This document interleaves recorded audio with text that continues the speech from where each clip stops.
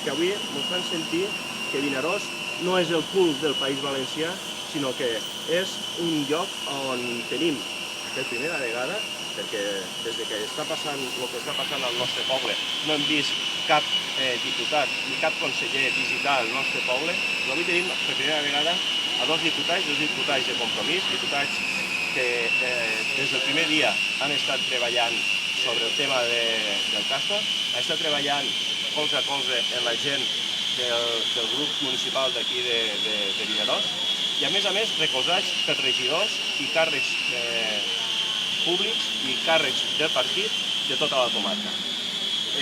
Cal dir que durant aquests temps, des del 2007, que és quan va entrar per primera vegada aquest projecte a l'Ajuntament, estant jo com a regidor, el nostre grup s'ha posicionat sempre en contra. I per què? Doncs perquè, primer de tot, per a la nostra agrupació, el que val és la seguretat de les persones. Aquesta és la primera.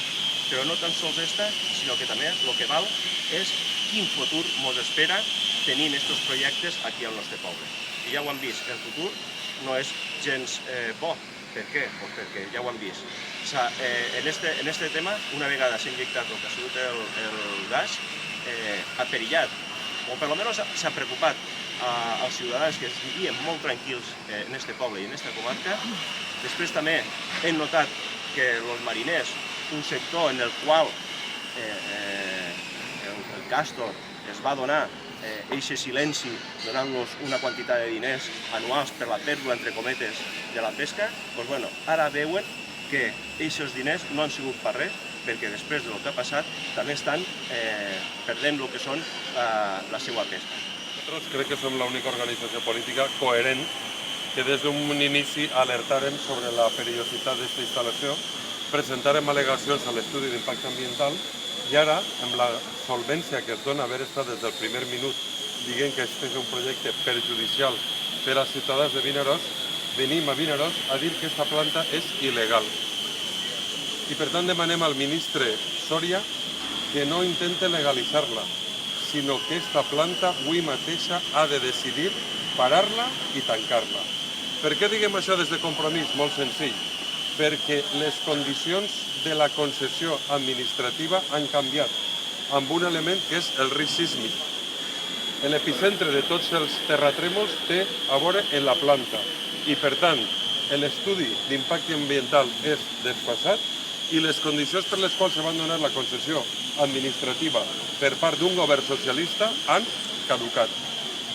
L'única solució que té aquesta planta és declarar que és perillosa i que la concessió administrativa és il·legal.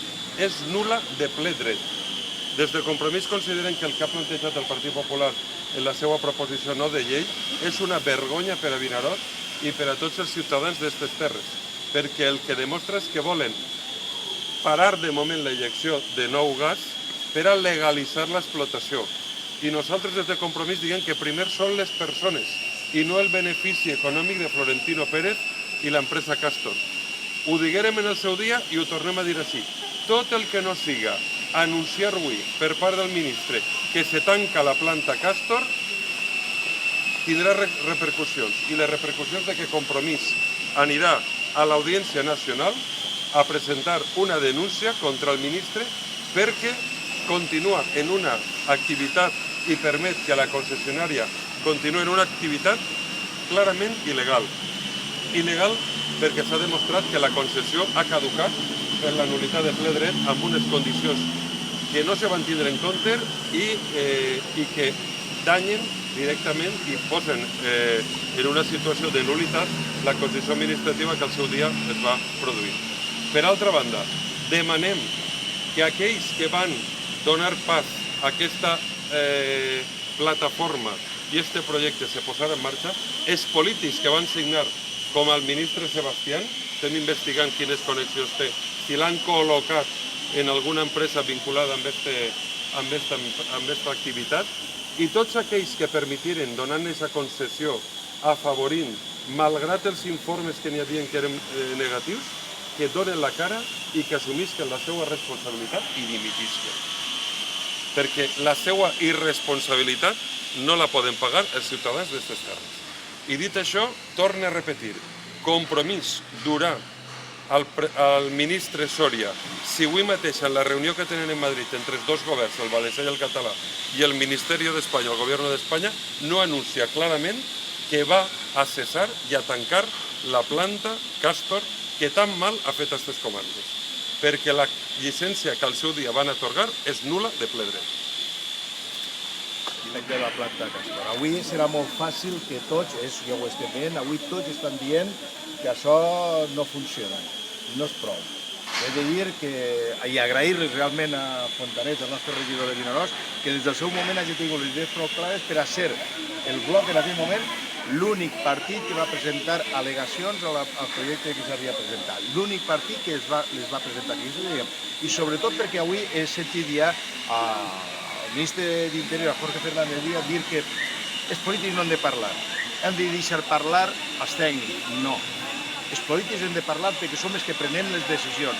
Els tècnics diran quina és la tècnica a utilitzar, però nosaltres hem aplicat sempre el principi de prudència des del primer moment, tant en la planta Castor, com va passar amb el fracking, cosa que avui podem veure quins efectes podia tindre. I Compromís, des del primer moment, s'ha vist clarament situat a l'altre lloc. Per principi de prudència, totes aquelles activitats que puguen ser perilloses, com s'ha demostrat en aquest moment, nosaltres hem situat en contra. Pense que estem en la nostra línia i anem a seguir així fins al final. Sobretot nosaltres avui tenim l'autoritat d'haver presentat des de l'any 2009 a les Corts Valencianes 24 preguntes, una proposició de llei, totes en relació a la planta Castor. Cap partit més ha fet això. He de dir que el Partit Socialista ha presentat la primera pregunta este mes, quan nosaltres ja hem demanat també la compareixença de la consellera, al igual que el nostre diputat al Congrés, Joan Baldoví, ha demanat també la compareixença del ministre també per a donar explicacions de la situació del Castor. Per tant, ens reafirmem en el nostre posicionament en contra i anem a seguir en la línia de respecte mediambiental que Compromís sempre ha dit.